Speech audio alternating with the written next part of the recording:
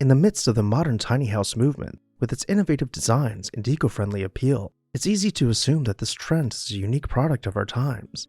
Yet what if these compact dwellings are not just a contemporary phenomena, but a deeply rooted aspect of American history?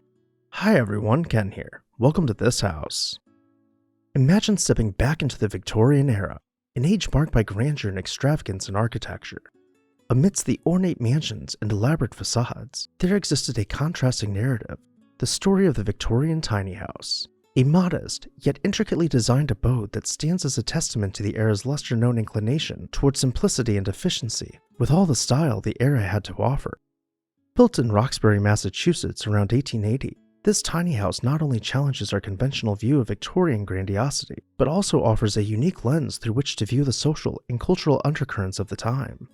While most affluent members of society were doing their best to fit in, others, such as the Solomon family, were pushing the limits of what was considered acceptable. Not only did they live in a tiny house, they celebrated their pets as members of the family, going as far as to have their cat and dog professionally photographed.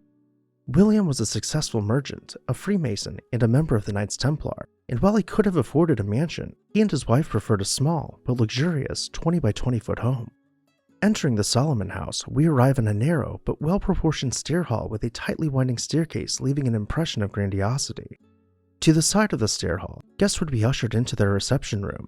Not only was it decorated with dozens of paintings, the 11 by 11 foot room even accommodated a Steinway piano, doubling as the couple's music room. Through the opening, we will travel into the parlor with built-in storage cabinets found next to the fireplace, and uncommon for the time, racks and hooks on the walls to free up the limited table space. Every piece of furniture was well thought out, such as the collapsible writing desk we will find in the corner of the room. And while they could enjoy the added floor space of the bay window in the summertime, the bay would serve as a place for their seasonal plants to survive the winter, almost like a conservatory.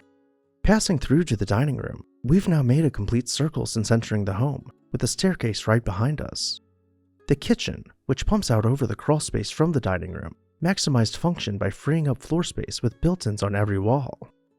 The echoes of their lifestyle can be seen in the modern tiny house movement, where individuals seek to redefine the concept of home and what it means to live well. The Solomon story reminds us that the essence of a home is not defined by its size, but by the life and character breathed into it. Their tiny house, nestled in the heart of Roxbury, Massachusetts, was more than just a dwelling. It was a bold statement of personal values and a reflection of a life well lived. As we look back at the Solomon house, we're reminded that the tiny house movement is not a novel concept, but a recurring theme in our history. It's a theme that speaks of adaptability, resourcefulness, and the enduring human desire to carve out our own space in a world that often prioritizes grandeur over economy.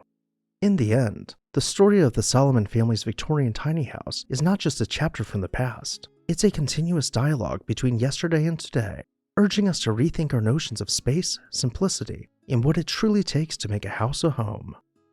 Would you ever live in a tiny house? Let me know why or why not down below in the comments section. And while you're there, make sure to hit that subscribe button so you never miss an exciting episode of This House.